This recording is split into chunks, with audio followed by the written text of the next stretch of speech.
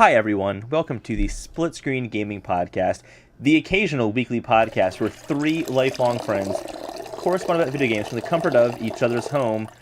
You might remember me as being Holden DePardo, and I'm here with my partner, who's very thirsty. Did y'all miss it?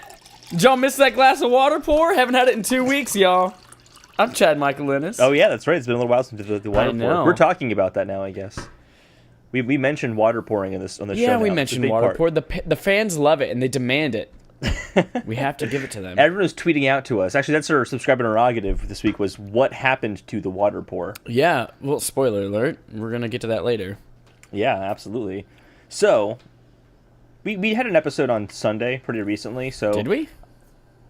Yeah, it was Sunday. Oh, no, I did a lot of crystal meth this year. I'm just kidding. That's stupid. If you do crystal meth, no judgment, but you're stupid. Or you're Jesse Pinkman. Just saying. You know, you're right. Mm-hmm. Stupid is what stupid does. Oh, yeah. So, we're just going to talk about some news stories, which there are actually some big stories that came out. Shut up about news stories. What did you play? No, I told you know how we nothing. start this podcast. I didn't play anything this week. You didn't play midterms Threes? at school. You didn't play Boost 2? Nope. You didn't play anything. I played a little bit of Mario Kart. Traveler. Oh, see, there you go. Played a little bit of Mario Kart because my brother got Mario Kart, and each day he wants to play with me, and I'm still beating him, but by narrower and narrower margins every day. I might just have to stop playing with him so I know I'm better than him. Quit while you're ahead, man. Quit while I'm ahead, you know? It's important to feel good about yourself. Yep. So that's cool, but I just haven't had time. I really want to play Octopath Traveler, but I think the next game at this point I'm going to play is Mario. Like, that's just the next game I'll probably have time to play. Really? That's still like 2 weeks away. I know. I got like midterms and stuff right now. I'm doing a lot of stuff. You do not have 2 weeks of midterms. And you true. have a fall break. You're in college. Actually, there is no fall break right now. Well, you go to a shitty college. For the time being, I do go to a shitty college. In my science, it's actually kind of funny. My science fiction class, we're spending more time not reading science fiction literature, but watching 2001: A Space Odyssey in 10-minute increments every single day. Oh, good. Like, that's already a very slow movie, but it's like, watch half of this sequence today, and then next week we'll watch the next half of the sequence. Anyway, totally not relevant at all to the podcast. But, yeah, I have not played that much this week. Nice. I'm boring. I did my usual little bit of Destiny 2. Not much more Destiny 2 at all. Got up to 283 as my power level. What's the highest? 305. 305. Nice. Yep. So I was hearing that apparently there's not as much to do the more like you play. That sounds really stupid to say because of course that's true, but it's very much geared towards the opening kind of getting into the game, and then once you've kind of gotten past the 20 light level, things kind of drop off a little bit. Is that? I'd say somebody lied to you because that's when everything opens up, and that's when you can do Iron Banner. That's when you can do the Trials of the Nine and the Raid and Nightfall Strikes and like all I wanted of the to extra find out like for myself. All the extra challenges and all of that other stuff. Like that's when all of that comes. Is at level 20 after you beat the goddamn. So you're wrong. Yeah. I didn't say I was wrong. I was just asking you because you are the aficionado on Destiny. No, you are wrong. All right, I will take that. Ulta, I am wrong. I played a little bit of Yoshi's Story, Super Mario World 2. Oh, freaking nice. love that game. Yep, played more of that on my SNES Classic for about an hour today, waiting for laundry to get done. Forgot how much I love that game. Good. A+. You get it. Go, I'm ready gadget, to play Super Metroid Yoshi. whenever you're ready to play Super Metroid. Just saying. You know what I think we should do instead? What? Since it's the PS Plus game this month and it's spooky. Amnesia? I think we should do Amnesia. See, the problem is I don't know how long these games are. I think the first one's like 7 or 8. I looked up on howlongtobeat.com. I don't think that they're that long. The first one I think is 7 or 8 hours. The second one I think is 4 or 5 hours. Okay. But I think we should play that. At least the first one. At least the first one. And then discuss it at the end of the month. And everyone who has PlayStations and PlayStation Plus memberships, they can download it for free. And they can listen along. And they can be like, oh my god, they have the same exact opinions as me. Or Holden doesn't because he likes Zelda. But he has the same exact opinions as everyone else except for Chad. Because Chad's the only one that thinks it's boring. And most people think that Zelda's boring, actually. So I'm going to go ahead and say, by the end of the month, we will have a little episode about playing Amnesia. Putting it out there. It's not going to be like Dying Light. We're not going to just play it once, say we're going to do it, and then forget about it for the rest of I time. think most people have forgotten about Dying Light, including us. Yeah. We'll have a Halloween thing. Maybe we'll do a Halloween thing. I don't know. This is a pretty impromptu deal. Halloweener. Mm-hmm. These hallowed halls. Hey, that's all I played. That's what we're going to play. South Park comes out on Tuesday. That's right. That was the shortest. This is what we've been playing this week. It's literally like I know, because everyone already knows Destiny. Well, Destiny, we've talked about Destiny since it came out like September 9th, which has been a month now. So I think I think that means we talked more about Destiny than we did about Breath of the Wild when Breath of the Wild came out. Lies. No, we talked about Breath of the Wild every single episode, I'm sure. I think actually we have. I'm sure. Every episode. I always put the hashtag in the goddamn social link, so. Do you really? I do, because I'm sure we talked about Zelda. That's funny. I mean, I love that game. Actually, I haven't played the game in a while. Good. I'm just waiting for that DLC, which I'm just waiting for you to get Amnesia and pretend it doesn't exist. I don't remember. Amnesia. Yeah, that's the game we're gonna play. Yeah. So, I do have a theory though, a prediction. Yeah. The Zelda DLC is not coming out this year. Oh, okay. Yeah, I'm sure pretty confident. If it came out this year, I'm sure we would know by now. Well, Did they say it was going to come 2017? They did, yeah. This is coming holiday 2017. Okay. And I don't think that's going to... Oh, so they actually said fall 2017. So no way it's coming out this year. Yeah, they would have mentioned already. There is some Breath of the Wild amiibo coming out November 10th. Yeah. That's my mom's birthday! Oh my gosh. I'm going to get my mom the champion amiibos! For the Switch she doesn't have. I'm going to get her the fucking prick bird one. Oh god, I do not like that guy. Renvali, I think is what his name is. Sure, whatever the fuck his name is. Basically, the gist of his character is Link's lame, ha ha ha. But that was the last of the heroes I met, and I'm like, oh, I can't wait to see what this one is. Oh, he hates me. Yep, what a letdown. Great, awesome.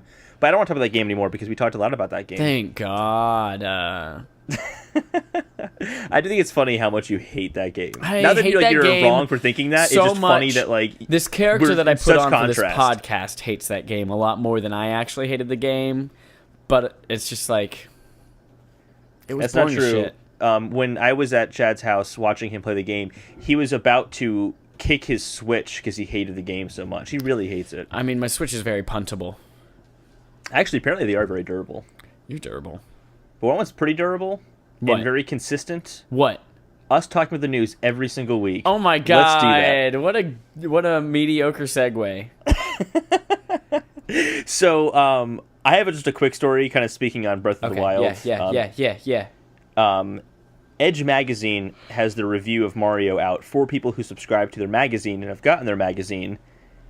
Super Mario Odyssey has gotten a 10 out of 10 from Edge Magazine. Yeah, it did. Which, I mean, not indicative that it's going to get the same reviews that Breath of the Wild did, but they've only given out... kill it.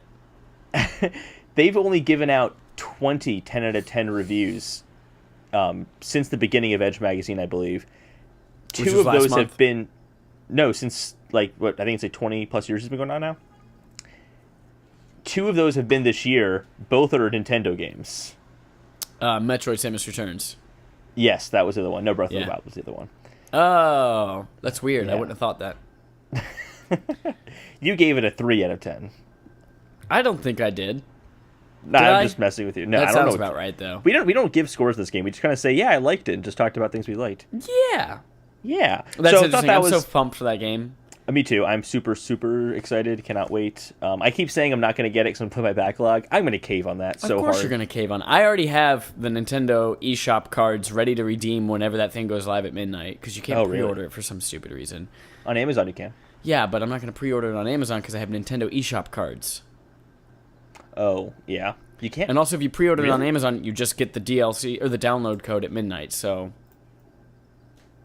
Yeah. They need to figure out the preloading. Because I'd like to be able to play that at midnight, and this would have been a good game to start that with. Yeah. But their online infrastructure is not there yet because this is still the soft launch of the Switch. Yeah. Speaking of soft launch, there's a hard launch coming up soon for Microsoft's Xbox One X, and alongside those, there will be 4 new bundles for the holidays for Xbox One S, as in Sam. Yeah, I saw that. Yeah. I don't like bundles. But I get it. I mean, yeah, it does well for the holidays. Basically, get the thing for the price of a free game. Parents will see, oh my god, that's such a good value, and it has Minecraft written on it.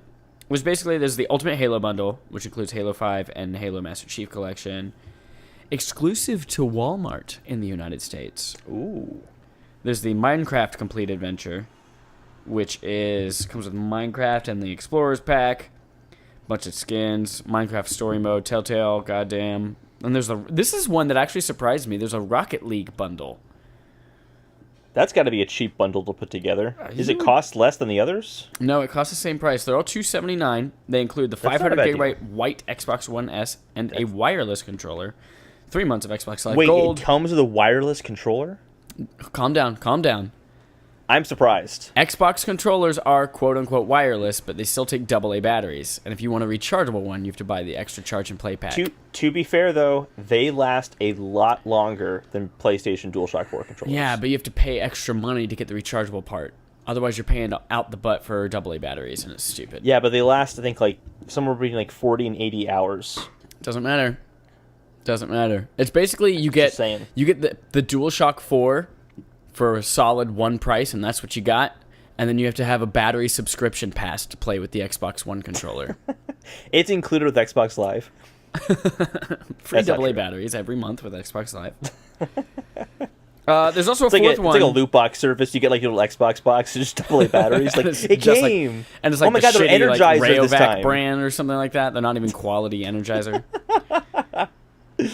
That's funny. Each of these bundles comes with a 1 month Game Pass, which gives players over 100 titles for $10 a month. But the last one is 3 months of the service, and it's the Xbox One S Starter Bundle, which gives you that 3 months of that lineup, which is kind of cool, because that also includes the Halo Master Chief Collection on Xbox One Game Pass, I think, and Guardians. So you can kind of, for 3 months, have the games that the other ones give for free. Mm-hmm. So I think this is Xbox kind of saying that, or Microsoft saying that, or at least hoping Xbox One X will attract more Xbox One adopters, even if they don't go for the X model. And I don't agree with that as much. I kind of feel like anyone who would have wanted an Xbox One S, minus people who are getting it for the holidays, of course, would have gotten an Xbox One S already at this point. That's not what Phil Spencer thinks. Phil Spencer actually did an interview this week that says Xbox One X is not for everyone, and they fully expect to sell a lot more S's than X's this holiday. They are a very honest company about that kind of thing. It's not like you wouldn't hear Sony say that, even though they released the PS Slim and the PS4. They'd be like, well, the PS Slim is the value option. PlayStation 4 is the one for everybody. But I don't know. I just think that if you wanted an Xbox One S, you would have got one already. What were the bundles again? Sorry, you said Rocket League, Master Chief, and what was the ones? Minecraft, and then the Xbox Game Pass one. Oh, okay. Gotcha. Okay. Interesting. Yeah. I think those aren't bad bundles, actually. The Master Chief one, that's a good bundle, actually. That's technically 4 games. Yeah. Yep. Yeah. 5 games. 5? Halo 1, 2, 3, 4 plus, which actually I think now also includes ODST or Reach, one of the two. Oh, really? And then now Halo 5 Guardians. I only played Halo 3. It's the only one I actually played all the way through. Really? I liked it. Yeah, I liked it a lot. I played 1 through 4. I didn't play ODST or Reach. Not either did 5. I heard the campaign of 5 sucked. I heard you suck. I do suck, but not as much as Halo 5 campaign mode. Hey, tell me a story. I have plenty of stories for you, Chad. I said tell it. So, let's do some my Nintendo stuff. I actually only have one official Nintendo thing, and then I have like a on Nintendo Switch story. Nintendo just registered a trademark for Game Boy in Japan. My hope is that that's for a Game Boy Classic. Every time that we've talked about when's the N64 Classic coming out, I've always said, that's wonderful, I want a Game Boy Classic instead. Yep. So I'm crossing my fingers. If maybe next year we're going to get that, that would be insanely cool. Yep. This could also just be them covering their bases, make sure no one else gets that trademark to protect it for the future. But no, because they also did the N64 one earlier this year too. Yeah, I like wishful thinking, and I'm going to say it's a Game Boy Classic. You like naivete? Would it be Game Boy and Game Boy Advance, or would it be just Game Boy Color? I have a feeling it would be Game Boy Color. I kind of want it to be Game Boy Advance. Now here's the question. Yeah. Is it backlit? That'd be hysterical. Because one of my fondest memories, not like fond, but like I remember this a lot about playing my Game Boy, is I couldn't play it at night, so I wouldn't leave the lights on. I would put my back up to the window in my bedroom and play it through the orange streetlight outside. And I could just barely see it enough. I had one of those like spirally LED lights that you plug into the top of it. Awful. They were, and you had that giant glare on the screen too from it as well. Yep. But hey, car trips, that was perfect. There was one I had for my Game Boy. I didn't have it, but one of my friends had it, and I was really jealous. It was a big like magnifying glass that went over the screen of your Game Boy. Yep. And it lit it up as well, but it just magnified everything. It looked pretty awful. I remember not looking so great, but how else are you going to play it in the car? Like, not having a backlight was probably one of the biggest detriments of the Game Boy. It didn't affect sales at all, because other systems in the 90s had a backlight and a 2.5-hour battery life. Yep. Whereas the Game Boy had, like a 16-hour battery life, something ridiculous like that. I also had, for my Game Boy Advance, a speaker peripheral where it added, like, there's a flip-up part, and it had two, like, side stereo speakers on it. Oh, I hadn't seen that one. Pretty sweet. I had the Game Boy camera. Totally kidding. I always thought that was the dumbest accessory. I think they used it for WarioWare or something like that. I don't know. Wario. Dumb. Wario. I liked WarioWare. I never played WarioWare. WarioWare I'm not a big Game minigame collection guy, except for, like, the first couple Mario parties. You know, they're not, and this is going to sound like a technicality kind of thing. It sounds stupid, but I believe in this. They're not mini games, they're micro games. Yeah, and there's right, that sounds stupid. It's kind of like you're playing almost like a rhythm game in a sense, where like you kind of have to keep up with the beat of the game and figure it out in a second. Like they're really, really short. Like a mini game is like, I'm going to play this mini game for a few minutes. The micro games only it'd be like balance the clown holding the plate and make sure it doesn't drop it. And you have to do that for like a few seconds, and then you're on to the next one. But they'd string them along together, so you'd have like 20 of them in a row, and they wouldn't tell you which one it was. You just kind of had to do it as you got there. Man, you were selling that game. It was fun. It was a fun game. I liked it. Because each one was just really quirky and weird. Like, kind of like in the whole, like, 1-2 switch thing. Like, there's one where you had to eat a sandwich really, really fast.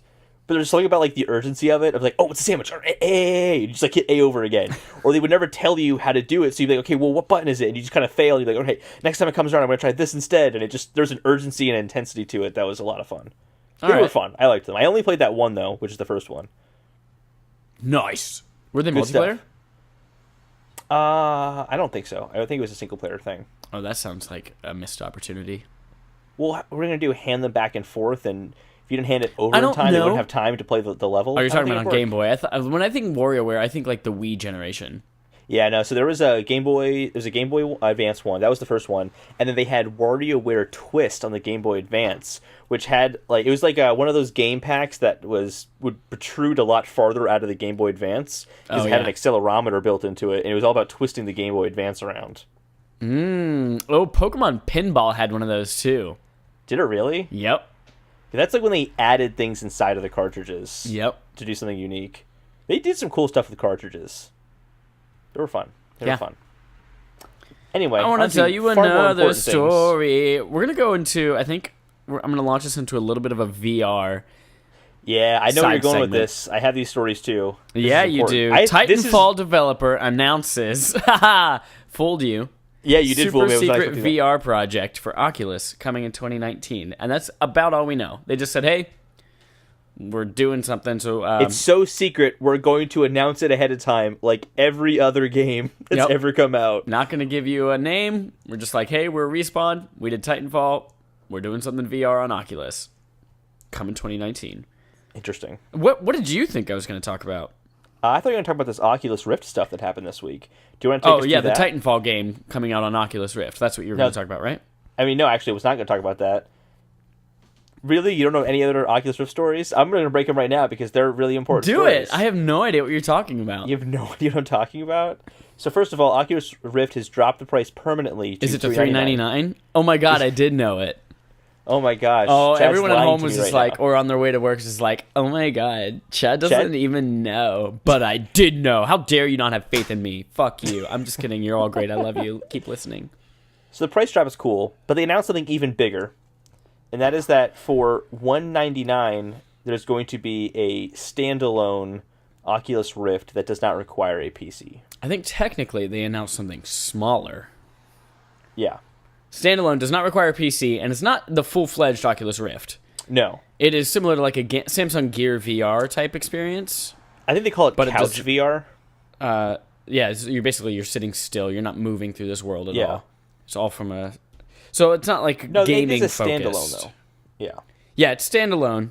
No phone required like Samsung Gear VR. Yeah. I'm curious about this because the big push is that really, and this is separate from gaming, but I think it's still important. So Mark Zuckerberg wants to put VR in the hands of 1 billion people, is what he says. Yeah. And that's exactly what this is aiming to do. Yeah, this is more for like that Facebook Spaces, which is a revolutionary new way of communicating if you haven't seen it. Huge. It's going to be a fucking flop. It's really stupid. So that's coming along. I'm not that excited about this, honestly. This isn't the kind of stuff I want to see from VR. Like, yeah, it's just not like I don't see how that's going to push the boundaries. I mean, we've already had those kind of headsets out now for a while. And I'm not talking about like standalone. I'm talking about like couch. I'm talking specifically about couch. Yeah. VR. Even if it's like literally just putting your phone in a cardboard box. Yeah, exactly. That's what most of them are. I just don't see that pushing anything. So I don't see how this makes a difference. If Facebook wanted to do Facebook Spaces and put that in the hands of a billion people, that was already there with the Galaxy Gear. What's the other one? The Daydream by Google. Like, this stuff already exists. This isn't that big of a deal, I don't think. The standalone aspect, the fact that it doesn't require a computer or an iPhone or something like that, to me, honestly, that makes it sound like it's not going to be a great experience. Because now this thing runs off of its own battery. All the stores and all the input and all that's going to happen in the VR itself, and you have those touch controller things that are coming with it as well. Yeah. I just don't see that working as like an interface. I'm like, oh, I'm going to go buy a VR game. I'm going to go browse and get VR stuff, and you have to put that headset on to see any of that content or to purchase any of that content or browse any of that content. I'm sure they'll have like an online, like there'll be a section of the Facebook app where you can browse that and download it to your headset remotely, things like that. Just where I want to go to buy content, the Facebook app. Exactly. Where every button changes every 2 weeks. I hate Facebook. I think that's cool, but I think honestly what's the coolest is Oculus Rift is now pretty much on par with the pricing of PSVR. Yeah, that's the biggest deal, I think. Yep. There is still, however, the price of entry for you have to have a PC that can run it, which is still super expensive when compared to a gaming console. Mm-hmm. But that's pretty cool. Yep. $399 comes with the Touch VR controllers, the Oculus Touch controllers, the headset, and it's a permanent price drop. Yeah. What else do we got this week? Your mom's butt. I've got something that kind of takes us into our soft topic of the show, but that's my last one. Yeah, let's hold that. I think I have 3 more stories. So, this one's really upsetting to me. As I've mentioned the show a few times, I'm a really big Catan fan. I really it's like Settlers of Catan? Yeah, Settlers of Catan. Okay. The Cones of Dunshire, I mean. Okay. You get that reference? Okay. Yeah, it's fucking Leslie Knope. What's the name of the show? Parks and Recs. I almost said yeah. I'm going to let you finish that thought because that was really entertaining to hear you. Oh yeah, I know the reference. Yeah, but that show. Anyway, so Settlers of Catan is going to be adapted into a movie by Sony. What? Yeah. Oh, it's Sony, the king of mediocre, kind of crappy movies. Absolutely. So far, the only other board game movies I can think of were Battleship and Clue. Both of which were but Clue was fantastic. Was it really? Have you never seen Clue? No. Oh, it's perfect. It's perfect? It's perfect? It's one of my favorite comedies of all time. Really? That's your homework this week. Fuck midterms. Find a way to watch Clue and watch it. And Tim Curry, it's brilliant. It's brilliant. I heard it was terrible. No, whoever you heard that from is the stupidest person you've ever met. All right. Well, I heard it was terrible. It's probably the same person that said Destiny 2 is all about the intro to the game and not the last part of it. Sure. You need to stop talking to that person. That person being the internet. I also heard that Battleship was pretty terrible, and I don't think you're going to refute me on that one. I just don't know what... I mean, there's a lot of, I guess... It's a political game, I guess. So there's a story you could build from that. But, like, no one's going to want to see, like, do you have any wheat? No? All right, I'm going to roll 6. Like, it just doesn't sound like a good game or a good movie. Like, I don't know. I'm just bummed by stuff like that. Something really cool. Like, if they made a Zelda movie, I'd be pretty upset about that. Good. Like, don't make a Zelda movie. They shouldn't. They need to stop making video game movies. Absolutely. There is one I think would make an awesome video game movie, though. Oh, stop it. Stop Metroid. it. Metroid would make an awesome video game movie. Stop it. No. It would. It's going to ruin the franchise for you. They're going to make it, and they're going to be like, Holden wanted it, and then you're going to be like, wow, this is a piece of shit movie. And you're going to be like, why did I ask for this? Don't think so. So. That's exactly what's going to happen. I'm the boss.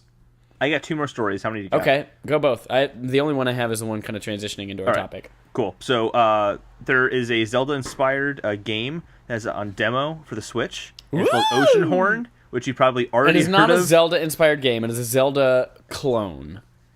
Yes, that's a better way of putting it. It is. Yeah. It is copyright infringing. If anything, it is a uninspired game. Yes.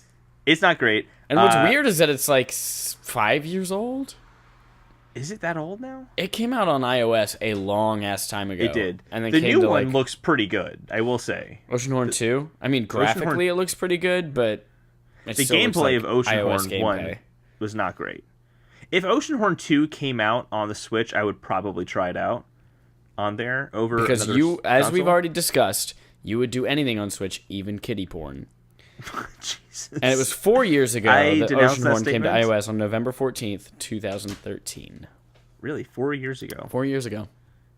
I was expecting it to be like 2015 or something like that. That's a long time. No, man. Shit's old.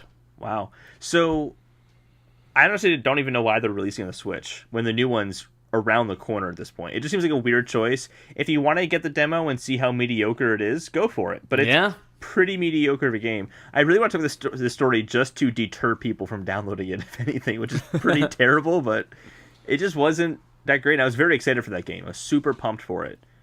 Like, as a mobile game, yeah, that's a pretty enjoyable game because there's nothing else really like that on mobile. Yeah. But on the Switch, you have Breath of the Wild. Like, why would you bother with Oceanhorn? Anyway, that's all I have to say about that. Yeah. Last story. We talk about PUBG every week now. Do we? It seems like. It feels like we talk about PUBG a lot now. I can remember maybe half of a time that we've ever talked about it. Well, I mean, like, it comes up in news a lot. Not that we actively talk about it. Yeah, but we talk about it every news cycle, I think. And it's now hit, and it's the first game to hit this milestone on Steam, 2 million concurrent users. Dang. Exactly. That's a lot of people. Yep. So, kudos to them. Microsoft is going to have a hit on their hands with that exclusivity.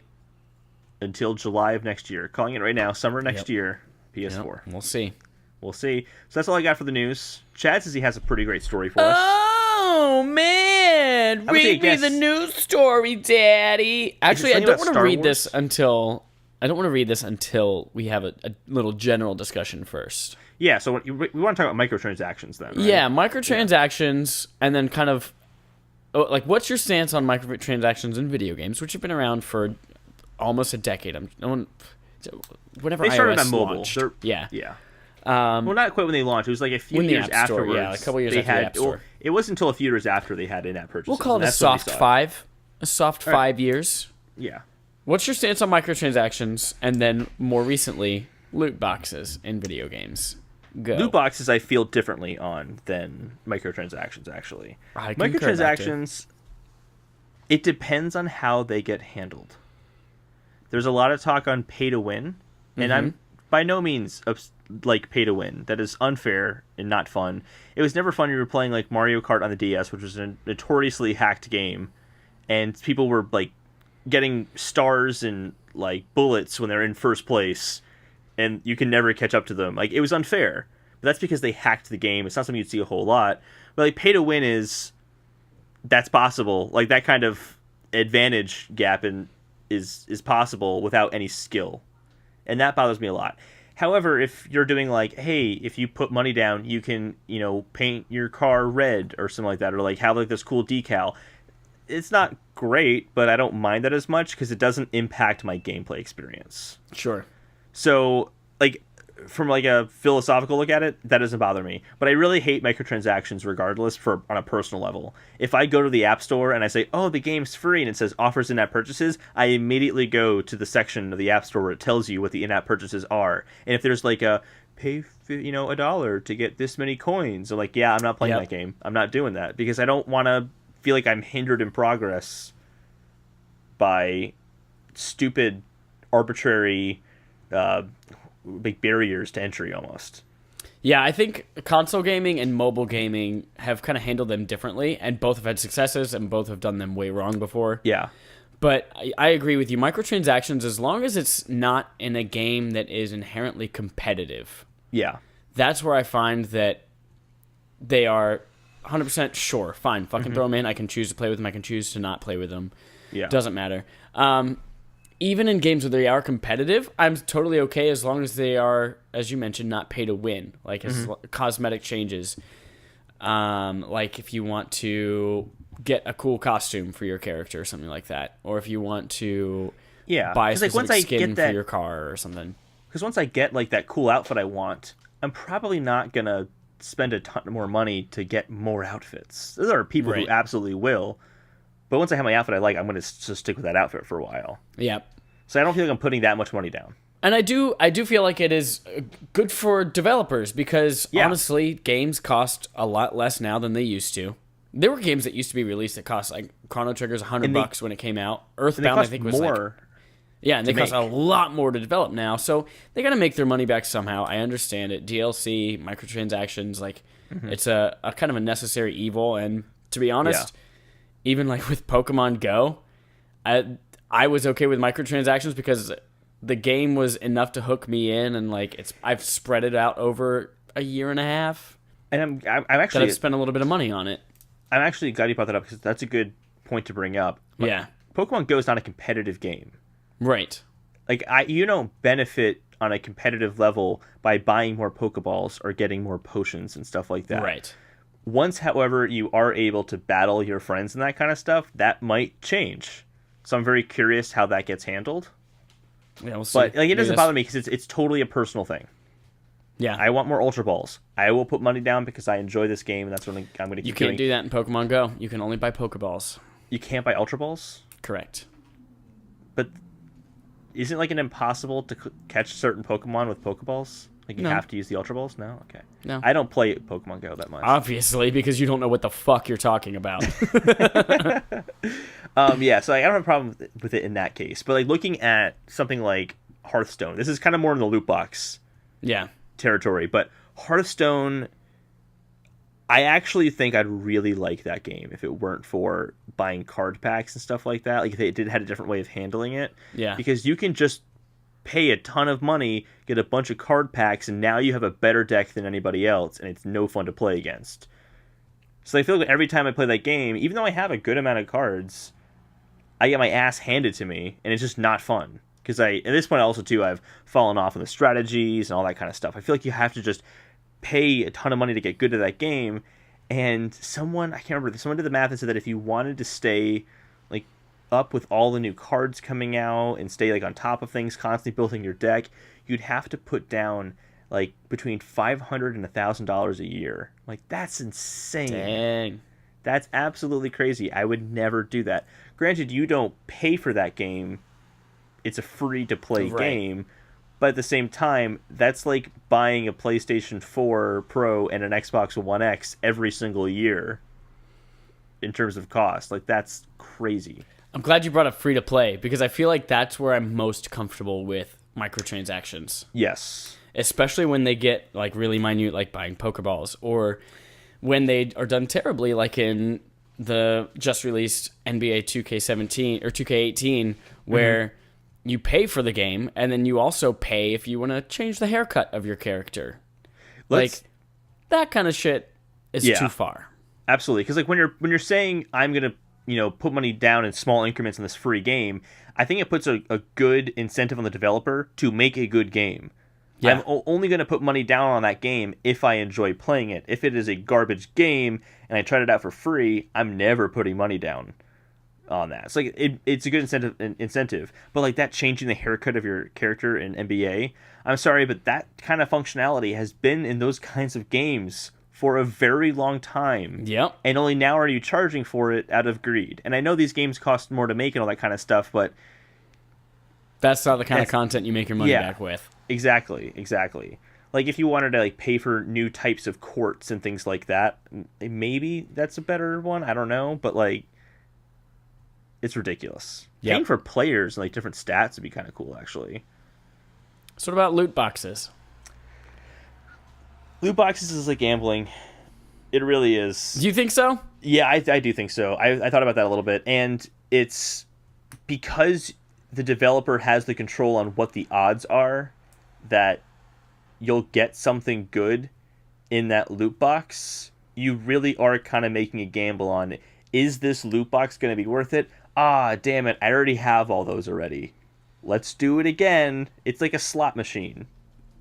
So I think it's interesting, the ESRB, I think it was yesterday or 2 days ago. That's why I'm talking about this, yeah. Officially said they do not consider it gambling. And their justification, which I kind of agree with, I don't think it's technically gambling, is that you do get something. No matter what, you get something. Whether or not it's what you wanted is a different question, but it's not gambling. But like, so, all right, yeah, sure. But if you're getting the same thing you've already gotten before, you might as well have gotten nothing. Well, in that case, all trading card packs, all baseball card packs, like Magic the Gathering, Pokemon cards, those would all be gambling as well and should be illegal. Except for in Las Vegas, Nevada. All right, that's a fair point. It just seems like the developer can say, oh, all this cool stuff that you can get, but we're going to make it super rare to get this stuff, and you're going to have to, in most cases, plop down a lot of money to get anything you would really want to get out of loot boxes. So, yeah, all right, it is not gambling, but it feels like a gamble. Yeah. Now, here's where I'm okay with it. Mm-hmm. If it's not something... for instance, there was a big hubbub. I think it's been disproven now, but there was a big hullabaloo. I'm going to make up words and then mispronounce the made-up words. It's okay. I'm the master of mispronouncing words in this show. There's a big hullabaloo around Shadow of War, where the only way you could get legendary orcs for your team was through paid loot boxes. You can still get regular old loot boxes with in-game currency, albeit at a slower pace, but then they wouldn't have legendaries. Turns out, I believe that is now false. You can get legendaries normally through the game. You don't have to worry about. But that's where it kind of gets scary, and we're starting to see developers push those boundaries, and more specifically, that comes with EA's Battlefront 2. Yes. Did you play the beta of it? No, I didn't have time to. No, I didn't either. But my Gus did, and he said it was very good. He liked it a lot. Yeah. But he also didn't really comment at all on the microtransaction aspect. I saw him for the first time the other day back at work. It was such a joy to see his face. Mm-hmm. He finally got back to work again. He broke his leg, so he's now able to work. Yeah. Good for him. So EA's Battlefront 2, during the beta, the only way to progress, it seemed, according to the beta, the only way to progress was through things that you get from loot boxes. Yeah, they're like these cards that you get that will give special attributes to your character. Right. So these could include like weapons, or these could include like power-ups and things like that. Mm-hmm. And that is the sole method of progression throughout the game. Yeah. And these could be paid for, or these could be done with in-game currency over a long time. Yeah, and kind of like how it works is, like you kind of said, pay for it, or you can just play the game and get them for free. You'll get them slower if you don't pay for them, but let's say that you get, and I'm just making this one up, this is arbitrary, this isn't really the game, but you get the ability to jump farther or something like that. Sure. You have that card. If you get that card again, then you can jump even farther, and that will max out at 4, at a multiplier of 4. So if someone's like, cool, I like this perk a lot, I'm just going to keep buying loot boxes until I get that perk times 4. And actually, this is a real one, actually, is more damage. You do more damage with your gun. If you get that one by putting a lot of money down, I wouldn't want to play against you. That's super unfair. And that just takes any competitive element out of that game completely. Right. And right off the bat, everyone, if you pay for loot boxes, especially in the very beginning of the game, you are going to have an advantage. Would it change you're going to have for a lot you more stuff. if they had like a casual play where you could do the loot box cards and you can max out your character with all sorts of fun stuff, and then there's a competitive, which is everyone's in the same playing field? Would that change it for you at all? No, I don't think so. I don't think so either. No matter what, there's still a pay-to-win mode, and that is, I think, unacceptable. I completely agree. So here's EA's response to it. Oh, I know they commented. This is going to be EA exciting to did. hear. This just came out today. So I'm reading this from IGN.com. It says, one of the most contentious issues in the beta was the use of loot crates, which raised fears that the game may be pay to win. EA has attempted to clarify what these crates will do in the full game. Star cards, outfits, emotes, and victory poses will be available in loot crates, purchasable with both in-game credits and premium currency. In an effort to balance the potential effect of players buying crates, the most powerful items will not be included in crates. Instead, they will be unlocked via in-game achievements. Additionally, unlocking most weapons and upgrading star cards will only be accessible in accordance with a player's rank, which can only be progressed by playing the game. So, there's still an aspect of you can buy a bunch of these boxes and get things, but you can't quite get the better ones until you've played enough of the game to unlock that level. I think it'd be kind of like saying, like, in Hearthstone, the best cards aren't for pay.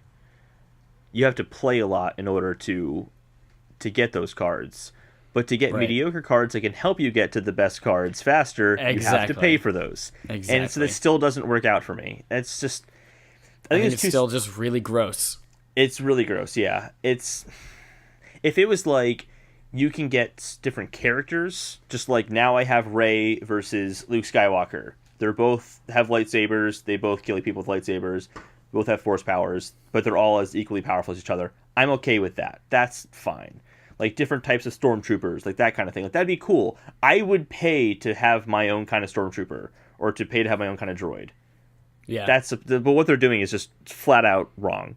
Yeah, I agree. Forza is now getting crap too for having a lot of microtransactions in Forza 7, where it's not necessarily pay to play, but like it just feels like the game was built around you putting extra money down. Right. And so I guess the question I have for you kind of this topic is, this really comes down to the fact that games are the cheapest they've really ever been. $60 for a video game is really not that much. It's really not. For the amount of content you get out of it, I think pretty much everyone's okay with paying $60 for a game at this point. Yeah. Would you be willing to pay $90 for a game? Absolutely. I think we mentioned this a few months ago. Did we? Okay. That I was like, you know, if somebody said, hey, we believe in this game the most, and this is the content, we're going to make sure that it is enough content to last you a while, or we believe in all the hard work. Like the next Skyrim game.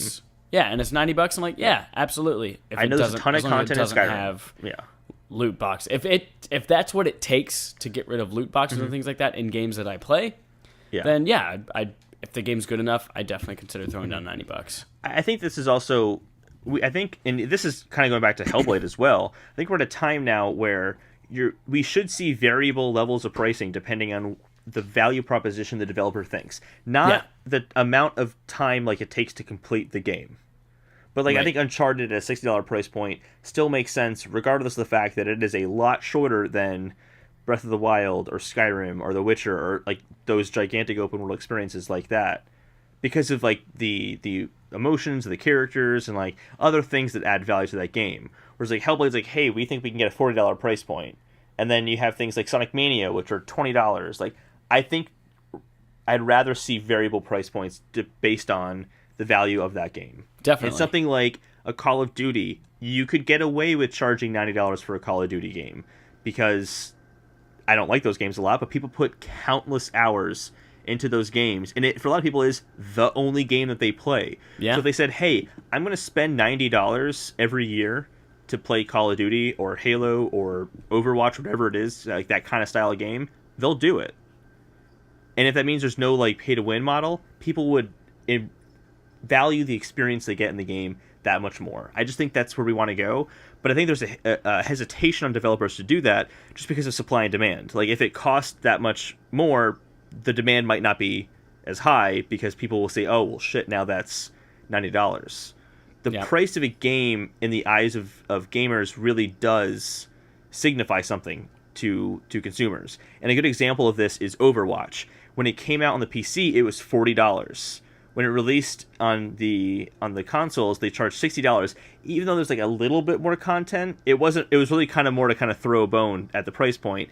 And when Blizzard was asked about it, they said it's not that we're trying to gouge our customers. We just wanted them to know this is a AAA style game.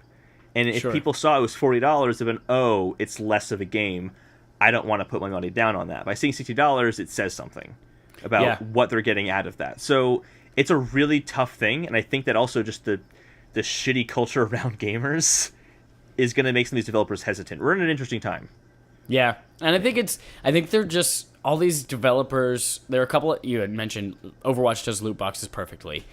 They're purely cosmetic. You get them often enough with in-game currency, but these are, I think, we're just in a point where developers are realizing, hey, this is a great opportunity where we can make money, and they're just trying to push the boundaries as far as they can to see where fans say, nope, that's enough. It's also just how capitalism works. I think we've hit that point. Yeah.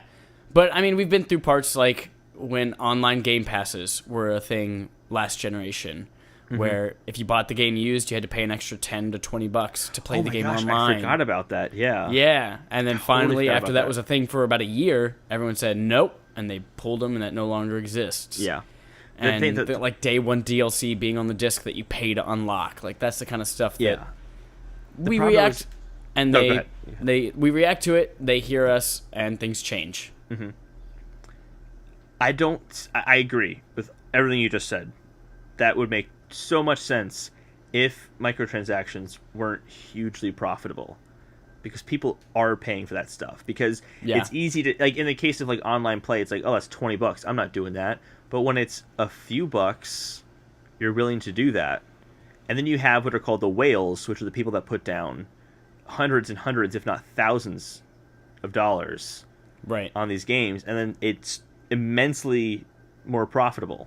Like, how much do you think it really, in the case of like Overwatch or where it's like purely cosmetic, how much money do you think that Blizzard really spends to pay someone to design a different outfit? Not much Nothing. At all. Yeah, nothing. But they get, it's mostly profit. It's mostly profit for them. But then again, that lets them go back and do different things. Exactly. With this the extra profit money they have. make from that leads to new characters, new courses, and different game modes, things like that. It's a tough thing to say that microtransactions are entirely bad. I don't think they're going to go away. I just think that what'll at least happen is people will say, oh, Battlefront, I'm not putting money down on that because I think it's unfair, and hopefully that at least tells them in those situations it's not okay. So here's where I have a question for you. I believe question for me. Colin Moriarty used to always say, vote with your wallet. If you don't agree with something, don't pay money for the game. Don't give that money to the developer. And if enough people do it, then they'll see it and they'll change. Yeah. But I think in terms of this, if I'm conflicted. If you want Battlefront 2, but you disagree with these loot boxes, do you not buy the game at all? And then risk that they said, oh, well, 100% of the people who bought the game or 90% of the people who bought the game were interested in the transactions, and then you're suddenly not part of that group? Or do you buy the game, don't do the transactions, maybe not have as fun a time, just to say, all right, a much smaller percentage of people who actually have the game bit on these transactions and participated in them. So it depends if you want to vote or if you want to protest. If you want to vote, buy the game, don't buy the microtransactions, because that's your vote saying, I want to pay $60 for this game. I don't want to pay $5 to, get a better character. I think that's where I fall too. But if you want to protest, don't buy the game. I think it kind of depends on where you stand. Like if you're totally blatantly outraged by this, don't buy the game. Just don't buy it. But if you're okay paying $60 for a game, like you're okay with at least having that experience, pay for that. So, yeah. Interesting. Yeah, it's a really tough issue though, and I think this is one of the first times where I don't think that the voting with your dollar is going to work as well as it has in the past, just because of the whales, the ones who are already okay with putting down hordes of cash. Sure. On this kind of stuff. I think those are the real people who they're going after. I think the community backlash and the age of the internet as it is right now I think that's also going to be a lot louder than it was 10 years ago during the PS3 360 generation. So, like, you can already see EA responding to all the backlash just from their beta. Like, oh, just kidding. Hey, it's not exactly like that. We've made some changes. I guess thinking about this talking about this got me thinking, though, about kind of like DLC. And DLC was kind of that whole, well, we need to make more money off of these games, so we'll make some DLC instead. Yeah. Were they still not making enough off of that now they have to make like loot box and microtransactions kind of stuff? And if you think about like every single generation, like I remember as a kid, like every time a new game system would come out, I feel like the games would get more expensive. Like when you went from the GameCube games were $50. Yeah. And then Wii games, a lot of them were still $50, but then PS3 and Xbox 360 games were $60. Well, it kind of depends too, because like back in the days of cartridges, it was all over the map, and some of them were crazy $100-$120. Yeah, depending on the cartridges. I guess I missed out on a lot of that too, because my idea of cartridges was always a Game Boy game costs $30. It was always $30 for a Game Boy game. It's also different when you have smaller games that are smaller memory chips, that kind of stuff. So I wasn't really a big part of the N64 era because I didn't get into games mostly until GameCube. So I guess I just kind of missed out on a lot of that. Yeah. Because you're a baby. I'm not that much younger than you. You're a little baby. My name is Holden. I need my passy. As long as it's not included in the loot box, I will take a pacifier. Yeah. Would you... I think I would be fine too. Like shit that you get in a loot box. If I could just be like, hey, I'll pay $3 to get the skin rather than having to roll 30,000 loot boxes and hope that I get it. Mm-hmm. That's why I think people do it right too. I can't think of any off the top of my head right now where that does happen. But I think that's kind of a way you could go is, hey, you could spend in-game currency to get loot boxes to hope to get this thing, or you could spend $2 to just buy that costume. And again, as long as it's cosmetic. Mm-hmm.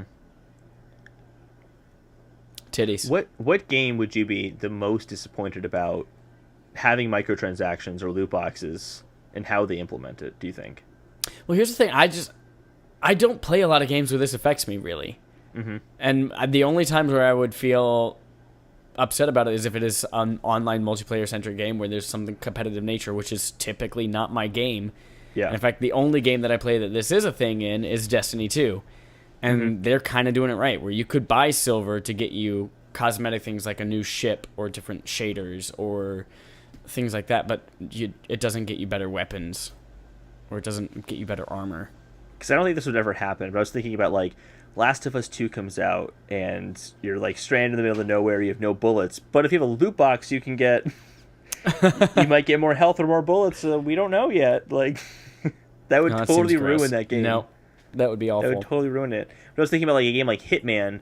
You could kind of do that it'd be kind of pretty cool. Like okay, I'm gonna have a loot box so I can get different items that let me like break through doors that are locked, kind of thing. In the level, I can find the key that will unlock all the doors, but I can also get the loot box or the microtransaction that'll give me the key to unlock the door. Sure. And you know why I'm okay with that? Why? I'm okay with that because there's a history of cheat codes in older games where you can say, oh yeah, if I enter in the button prompts in this thing, that will unlock infinite ammo or boss mode or invincibility and things like that. That would be cool. It's kind of weird that you're paying for it now when it was such a ingrained part of the gaming culture way back then. Sometimes, though, you did pay for it. There was the whole Game Shark. Yeah. And Game Shark was technically like not sanctioned by the games, but... No, it wasn't. But it'd be like, I want to play Mario, and I'm always going to have firepower, always have star power. The game just became super easy all of a sudden. That was kind of cool. Yeah. I liked those. Or with Pokemon, when you can literally just type in a code and have any Pokemon in your team. That did kind of break the game. Yeah. But I mean, some of those things are built in for a lot of games. Yeah. Or they unlock with special achievements. Like if you beat Resident Evil with a certain number of things, you get the piano gun and shit like that. Or Metal Gear Solid, you get enough dog tags, you get the stealth suit, things like that. Yeah. So that's why I would be okay with like pay to get extra ammo or pay to just beat this level in a single player type game. Yeah. I think it's multiplayer is where it really bothers me. Yeah. Yeah. All right. Good talk. Good talk. Good talk. I'm about to poop in my pants. So do you want to end this? Yeah, I think it's about time to wrap up. That was our only subscriber interrogative for the week.